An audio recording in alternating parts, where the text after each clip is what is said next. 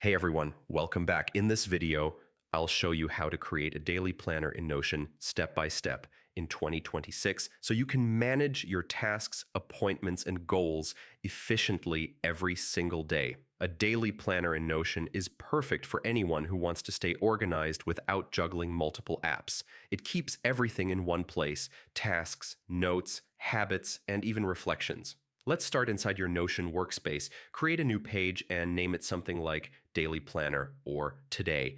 This page will act as your main hub for planning each day. At the top, add a clean icon or cover image if you want.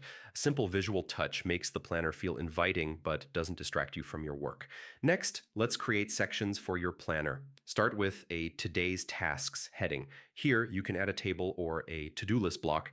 If you use a database, you can add columns for task, status, and time or priority. Now create a schedule section. Add a simple timeline or table with time slots for meetings, calls, or appointments. This helps you visualize your day clearly. Next, add a notes or quick ideas section. Use toggle blocks or text blocks to jot down thoughts, ideas, or reminders throughout the day. This keeps everything in one place instead of scattering notes across apps. You can also add a habits section, a small checklist of daily habits like exercise, reading, or meditation helps you track progress. Keeping habits visible in your daily planner reinforces consistency. Another great feature is using templates. Once you create one daily page, you can turn it into a template. This way, every morning, you can open a fresh page with the same structure: tasks, schedule, notes, and habits ready to go. Remember to review your planner at the end of each day. Mark completed tasks, move unfinished ones to tomorrow, and reflect on what went well.